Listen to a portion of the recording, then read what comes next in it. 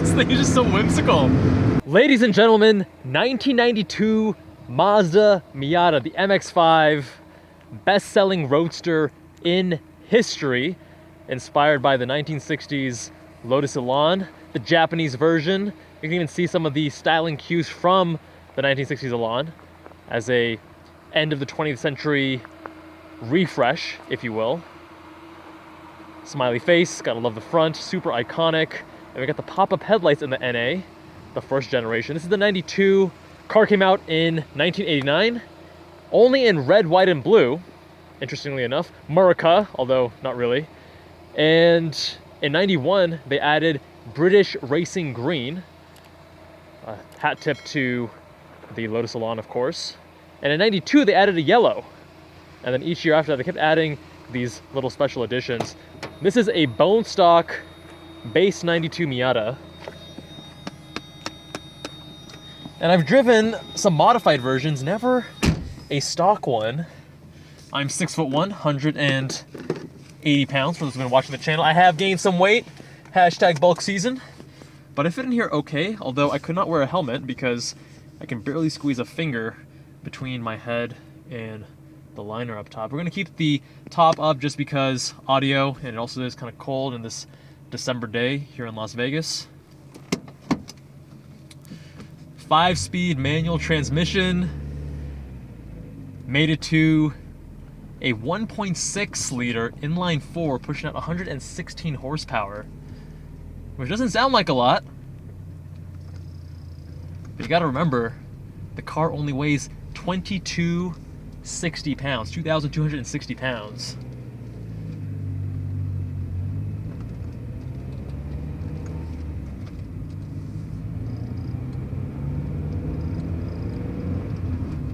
Wow, this manual transmission feels great. The car has 57,000 miles. The owner just bought this recently. It's a really fresh example. Ooh, very hard to heel toe. The pedal box is not large foot friendly. I wear a size 13, so might not be a problem for you, but I'm finding it very tight. Bought it for around $12,000. NA price has gone up quite a lot.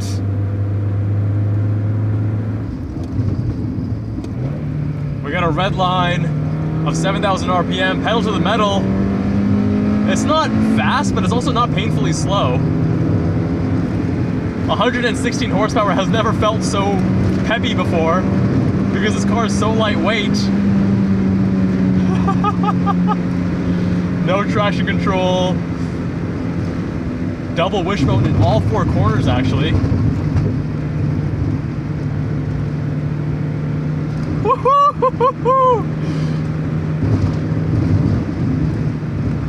Suspension is definitely a little bit tired. The owner is going to be modifying this. He rolled the fenders. I'm not sure if you noticed that on the outside walk around. He's going to be adding wider wheels, coilovers as well. Yeah, suspension is definitely a bit crashy, a bit tired.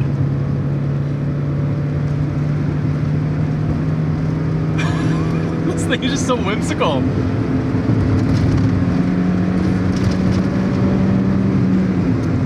It's the embodiment in car form of like a small high energy puppy. It just wants to play, it wants to have a good time. It doesn't take itself too seriously. It even looks smiley and happy at all hours, especially when you press this button and get the pop-up headlights up. I love that. The reason it's really hard to heel toe is because the pedals are close together, but also when you push the brake in, it goes in quite a bit, and then you can't really get it to, you can't get your heel or the side of your foot to really hit the gas in the way that you normally would. So it requires a bit of contortion. Going uphill here, it's actually a little bit more peppy than I expected. At least when you get to the power band, you shift to the next gear, you get, you know, you're not quite in the power band anymore, and these brakes are, oh my goodness. The first 2 inches of travel, there's nothing at all. And then it eventually gives you a very slight and gradual bite. I'm sure the owner will be changing that as well.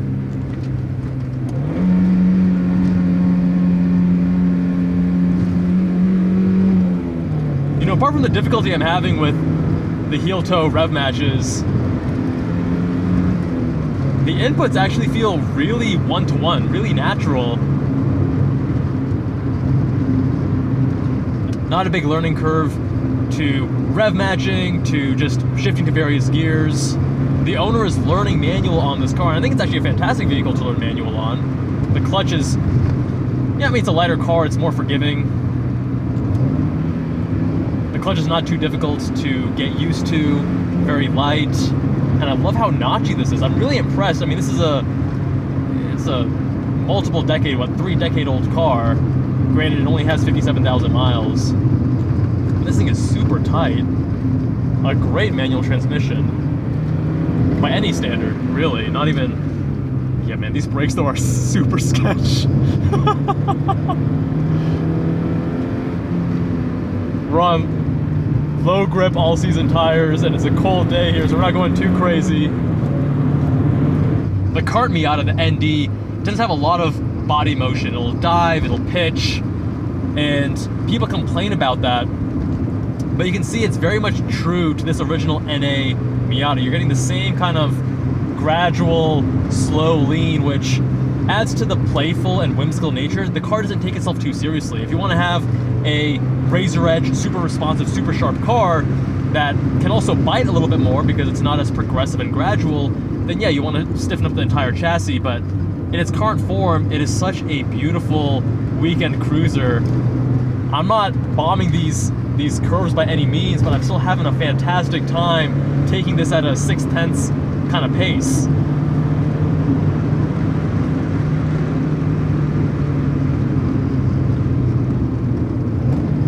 All right, starting to get the heel toe a little bit.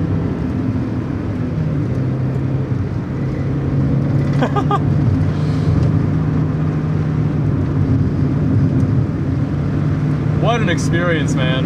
Especially with the top down on a proper weather kind of day. What an experience.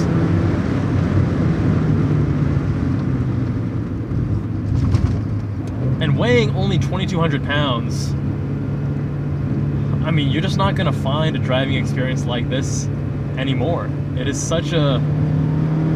It does feel very go-karty. Although a wallowy kind of go-kart, right? Go-karts tend to be very stiff and they don't really have suspension. Oh, look at that turning radius! Tried doing that in second, it said nope. It actually wants slower shifts. Not a car that wants to be rushed. There you go. It's telling me it doesn't want to be a hardcore, fast kind of vehicle. It wants to be a fun, let's take it easy on a weekend drive kind of vehicle. Super noisy, even with the roof closed. Now you might expect that with double wishbone and all four corners, it's going to be super responsive, but that gets muted a bit because the suspension is so soft that there is a little bit of a delay to the inputs. But it's not problematic. It very much matches the character. The car through and through is cohesive. It's a whimsical, fun, light, playful kind of experience. And then when you modify it, it's such a beautiful blank canvas because you can really get a large change in direction of the personality based on how you modify it. So I have driven some examples that have coilovers and a cage, and one that even has an engine swap on track that will be coming out soon. And you can just completely transform the nature of the vehicle from a weekend cruiser to something that's a lot more serious and willing to bite if you want that excitement.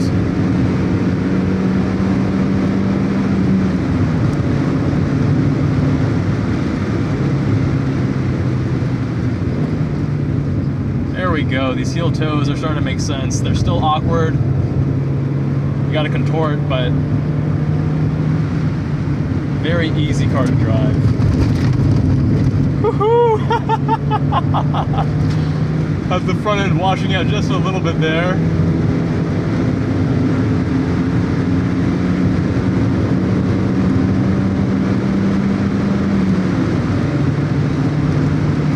As some of you know, I'm looking to get rid of my GR86 because it's not hardcore enough. It's a great all-arounder, but if I already have a sporty-ish SUV that I daily, like a CX-50, I want to have something a little bit more polarized, a little bit more hardcore, uncomfortable, extreme.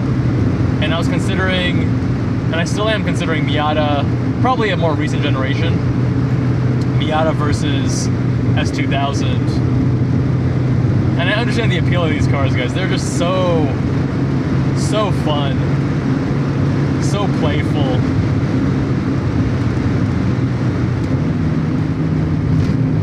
I'm also now even considering a Lotus Elise because that is up there with one of my favorite all-time driving experiences on this channel.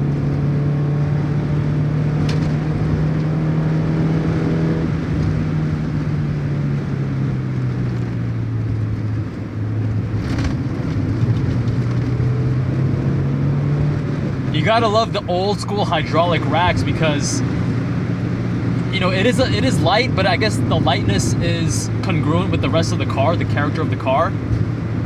But it's also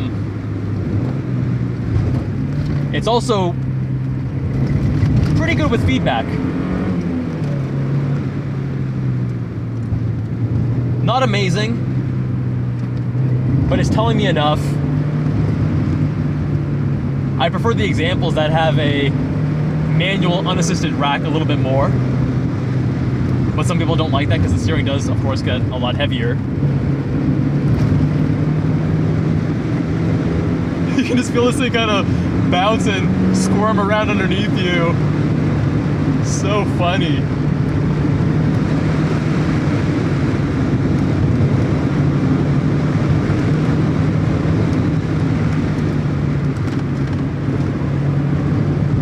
Probably get those up for safety at this point. Gotta love these pop-up headlights, man.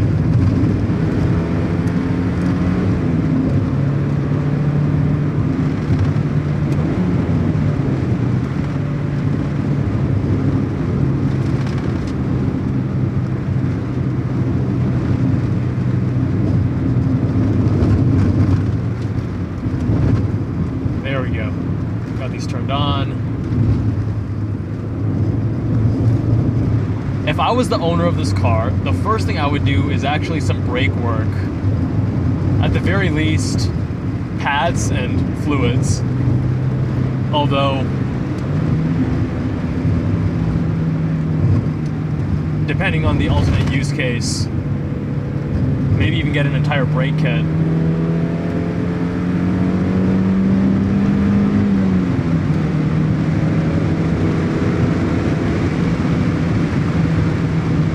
And then from there, it's really dependent on the kind of driving experience you want. And that's what I really love about Miatas. Even the NA, right, the first generation. But it's remained true for all four generations, the NB, NC, and ND as well. Really a beautiful canvas that you can create your own unique driving experience on. What a cool car. And this is so mint. The paint, the interior, excellent condition. Really happy for the owner. He's a friend here based in Las Vegas. In fact, if you guys are in Las Vegas, Northern California, or Southern California and you want your car reviewed, visit us on jubbalandcars.com. There's a form on that homepage where you can fill out a review request and we'll be in touch. Man.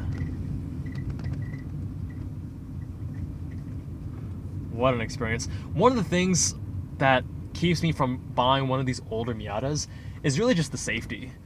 I think part of it too is, I think a lot of people who actually work in healthcare, and I used to be in healthcare and spent a few months working in the emergency department, you just see, you know, motorcycles and ATVs and even motor vehicle, like car accidents, how they can completely destroy you.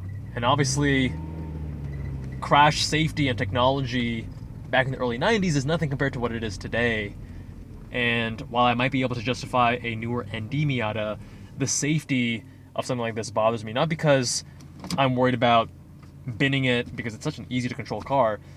More that I'm concerned about the person texting on their phone and their, you know, Ford, Super Duty, whatever, T-boning me and just completely crushing me. But hey, we all got different risk assessments. If that's something that you're willing to stomach, then I think this car is gonna bring you so much joy, such a pleasure, such a fun vehicle.